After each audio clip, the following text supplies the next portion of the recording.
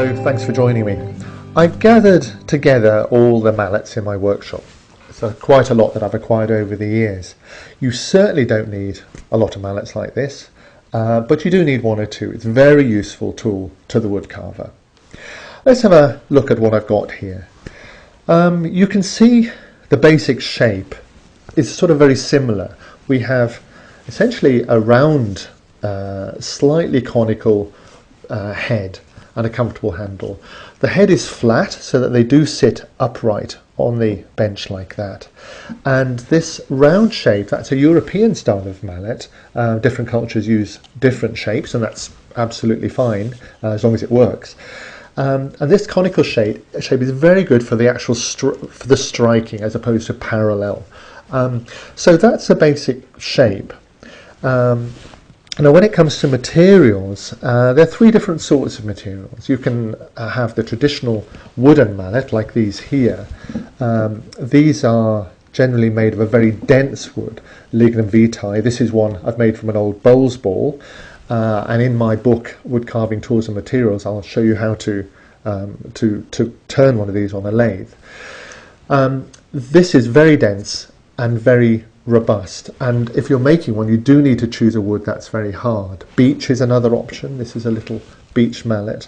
Maple, something very hard. If it's too soft then it's going to end up being damaging, damage the surface as we go along. So wood is one option. Another option these days are synthetic mallets. This is one that I use as quite a favourite. It's a cut down, turned down version of a stonecarver's mallet made of pure nylon.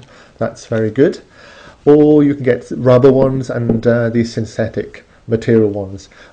These are meant to be slightly less stressful on the arms, on the hands and so on the joints, and actually a little bit quieter. So that's another choice for you. So besides wood and synthetic materials you have metal, either something like this, which is a malleable iron, or indeed brass. And these are small mallets because of the weight. Obviously the weight of the metal gives you a smaller mallet.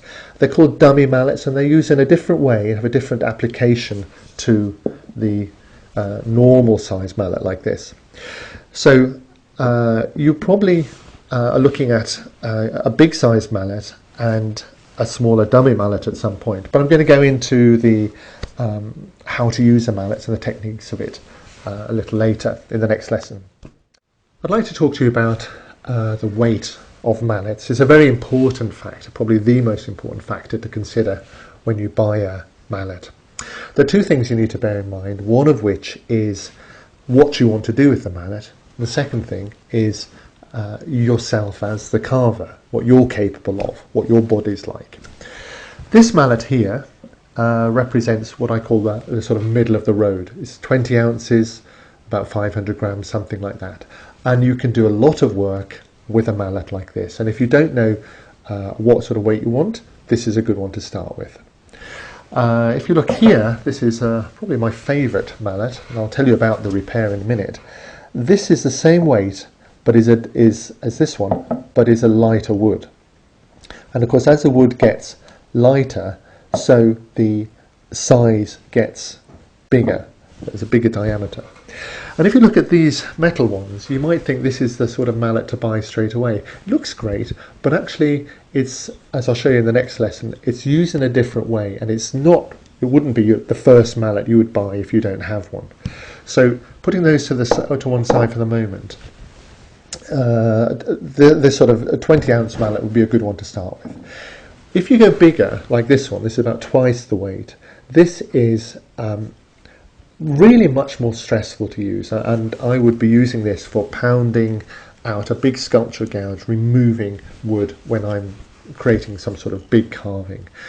More and more as I get older, I find I can't handle that sort of stress in the way I did. So if I'm not using some sort of power way of removing wood, then I still tend to go to a lighter mallet and just take a little bit longer. This mallet is a very good shape. It has a nice slender handle, and that's really good for somebody with small hands. However, it's quite light. It's made of beech. To increase the weight, what I did was I bored out several holes in the end, filled them with lead shot, fishing weights, this sort of thing, plugged the holes, and now the whole mallet weighs a lot more. So this is a very simple way of adapting a nice mallet to make it heavier. You need to look after your mallet in the same way as you look after any other carving tool or bit of carving equipment. With the synthetic ones, the metal ones, the nylon and rubber and so on, these mallets more or less look after themselves, so there's not much to say about that. The wooden mallets, though, have two problems, one of which is that the mallet will dry out. The best way to avoid that is to regularly oil it with linseed oil, raw or boiled, just a little bit of oil now and then. I don't have a special session. What I do is when I've got an oily rag from finishing a carving or something like that, I wipe the oily rag, the linseed oil, I just wipe it into the wood, and that seems to be quite adequate. I do that now and again, and that keeps the wood fresh and helps preserve the mallet for a lot longer time. The other thing that can happen is this. This is the feathering of the surface when you hit the mallet against the handle of the end handle of the gouge, and that's almost inevitable. That's going to happen, especially if you're quite rough with a mallet. What I did with this mallet is here, which is my favourite one. What I did was I took some calico and I put a lot of wood glue into the mallet itself, into the damaged areas. Then I wrapped this calico, this very fine, tough cotton, over the surface with more wood glue, soaking it in. And when that went dry, it produced a very hard surface, which has actually prevented that mallet from deteriorating further. So I've been using this for about 2 or 3 years now, very happily. It doesn't look so good, but it's still my favourite mallet, and I think this is quite a good method of preserving it. So that's a quick overview of mallets, and in the next lesson I'll show you how to use them.